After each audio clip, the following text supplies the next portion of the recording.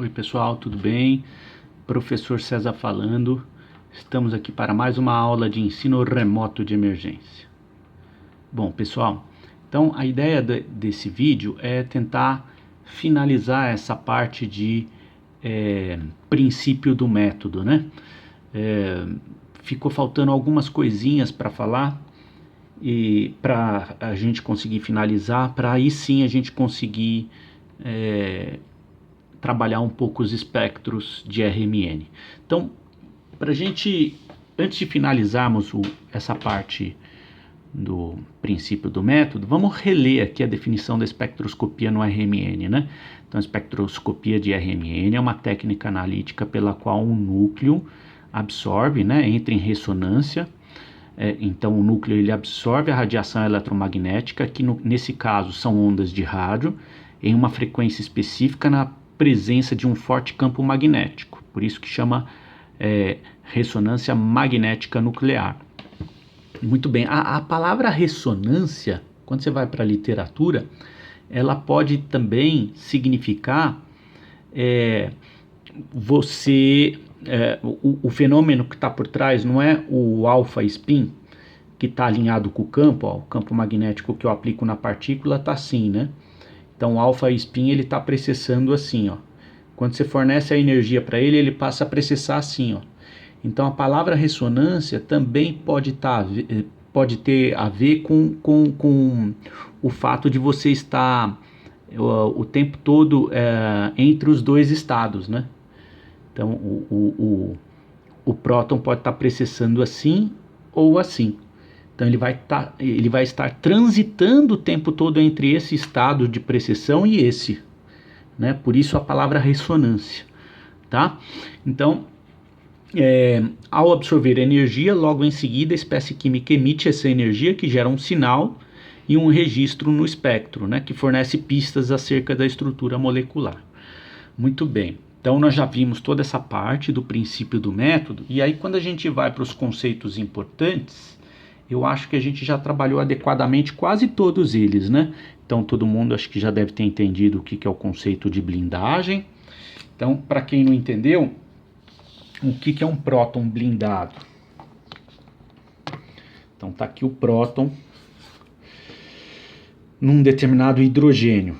Quando eu tenho um ambiente muito poluído, né, com os elétrons bem próximos do meu próton, cada elétron desse aqui, né, ele tem um campo magnético, ele gira, né, o elétron ele tem o giro dele, né, e quando eu tenho carga girando, eu gero um campo magnético pequenininho em torno do próton. Então, quando eu tenho um próton, onde eu tenho muitas partículas carregadas girando em torno dele, eu tenho um campo magnético local alto, né? Então, esse próton está blindado. Quando esse próton recebe um campo magnético de fora, né, o campo efetivamente sentido ele acaba sendo menor, porque eu tenho um campo magnético local que atrapalha esse campo de fora, fazer com que o próton precesse, né, de acordo com esse campo que vem de fora, tá? Todo mundo entendeu então o que é um próton blindado? É quando eu tenho uma atmosfera poluída em torno dele, gerando um campo local alto. Aí eu digo que esse próton ele está blindado do campo que vem de fora, tá? Muito bem. Número de sinais. Próximo conceito importante, número de sinais. Então, o número de sinais está ligado, conectado com o número de ambientes químicos. Então, quando a gente tinha aqui, ó, um CH3, CH2 e F, né, nós vimos lá no vídeo passado que no espectro de RMN, eu tenho dois ambientes químicos, né? Eu tenho esse ambiente A e esse ambiente B, certo? Que vai gerar dois sinais diferentes. Então você tem o sinal do TMS, você tem um outro sinal aqui e um outro sinal aqui. Um mais deslocado do que o outro em relação ao TMS, certo? E aí, é claro, tem aqui um saindo com 3 picos e outro saindo com 4, né? Deixa eu ver aqui na outra aula. Olha lá. Esse aqui tá saindo com 4 picos e esse aqui saindo com 3, certo? Esses piquinhos que saem junto com o pico principal, eles são o que a gente chama de desdobramento do sinal, que tem a ver com a região que está em torno, né? Então, esse sinal aqui, ó, que é o sinal roxinho, ele está associado com qual ambiente químico, gente? Com esse aqui, né? Olha lá, com esse aqui. E esse aqui, que é o sinal azulzinho, está associado com esse ambiente químico, certo? Então, número de sinais, número de ambientes químicos, tá? Então, quando a gente vai para essa molécula aqui, ó, CH3, CH2, CH2, CH3, que é o butano, quantos ambientes químicos nós temos? 2. Ó, A e B. Esse ambiente químico é rigorosamente igual a esse ambiente químico. Esse ambiente químico é rigorosamente igual a esse. Ó, é como se fosse uma molécula dividida por 2, uma parte se olhando no espelho da outra, né?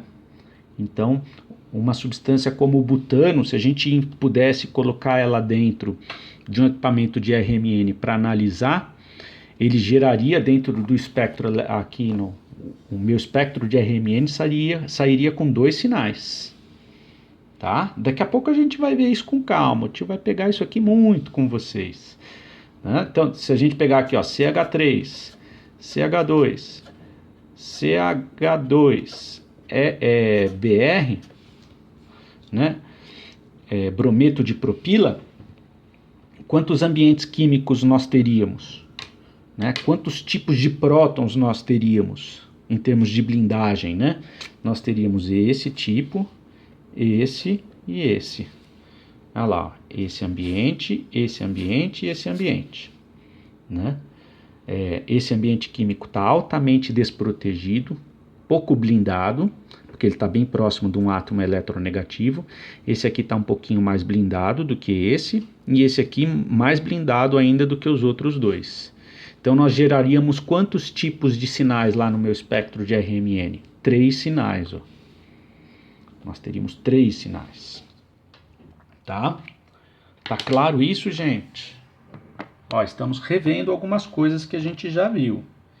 Então, blindagem, todo mundo já entendeu. Número de sinais que tem a ver com o número de ambientes químicos também nós já vimos. Deslocamento químico é o quanto que o sinal se desloca do material de referência. Então, deslocamento químico aqui é esse daqui, ó.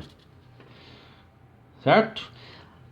Isso aqui é o deslocamento químico. Ó, esse sinal aqui, ó, tem um deslocamento químico do TMS, ó. Beleza?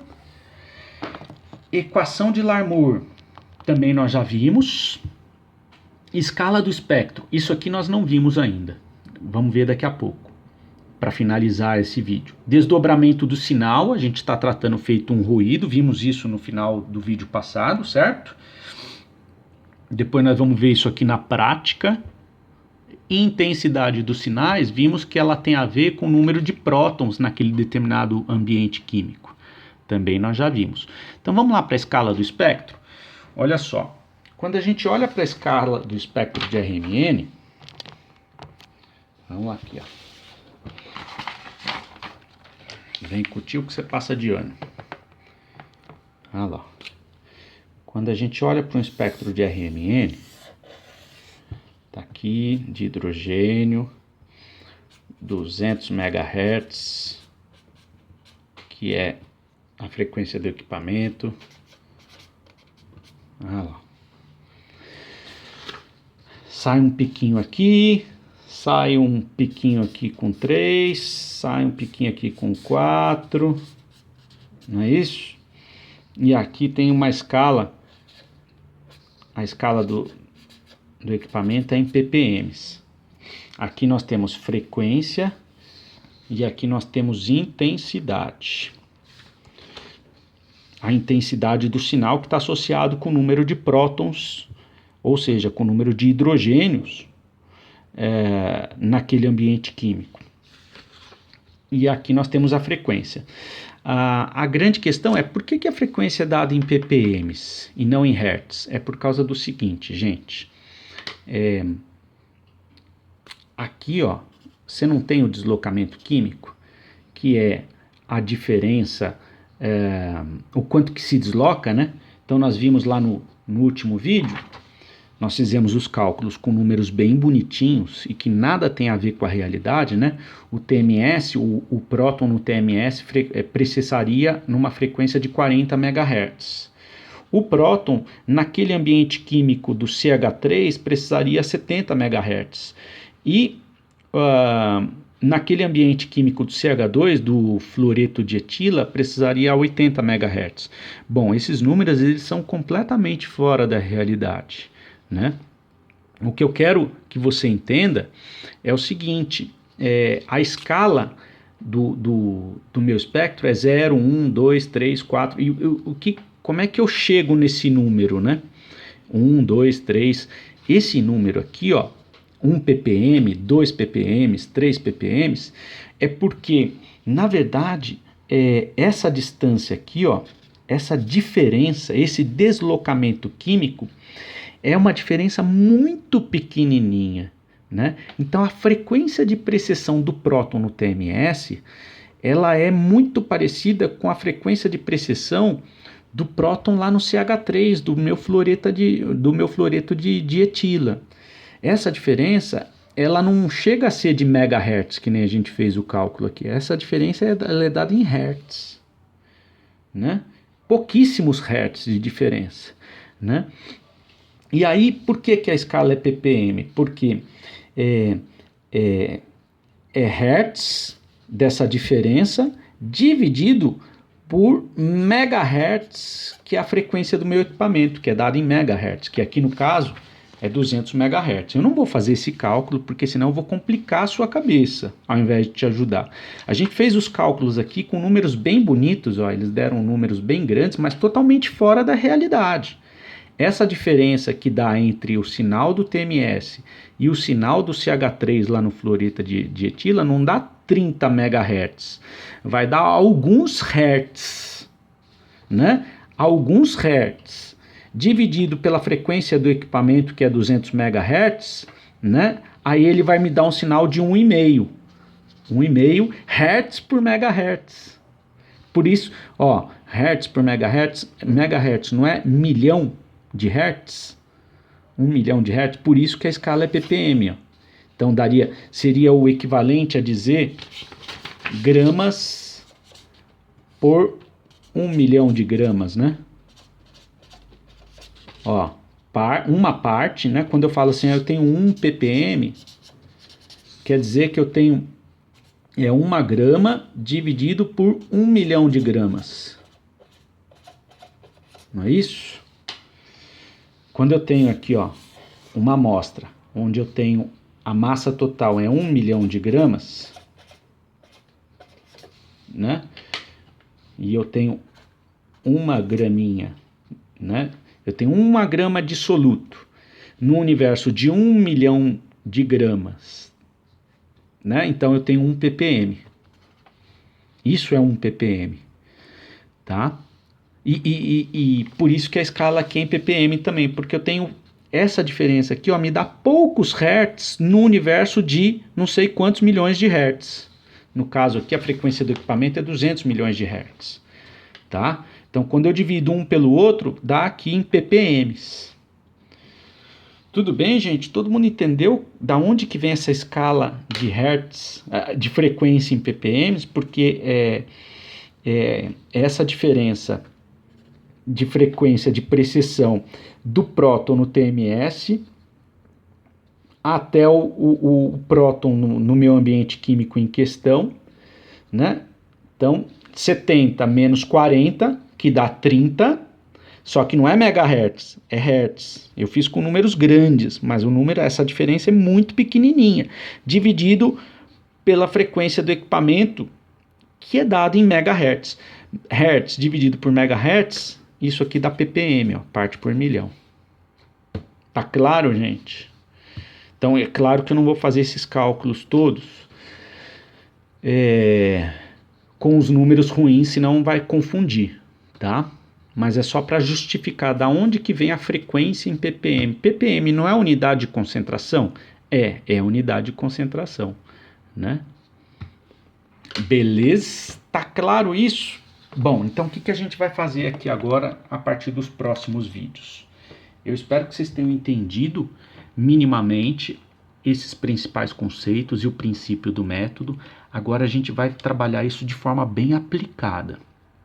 O que é que a gente vai fazer no começo? A gente vai fazer o raciocínio de ida e depois o raciocínio de volta. Como é que é o raciocínio de ida? A partir da molécula, eu vou tentar prever como é que sai o espectro de RMN, né? E depois nós vamos fazer o raciocínio de volta. A partir do espectro de RMN, a gente vai propor o esqueleto da molécula. Tudo bem? Então a gente vai usar todos esses conceitos que a gente está vendo aqui para fazer o caminho de ida primeiro, depois nós vamos fazer o caminho de volta. Tá bom? Então vamos fazer isso no próximo vídeo. Beijo, beijo e até a próxima atividade.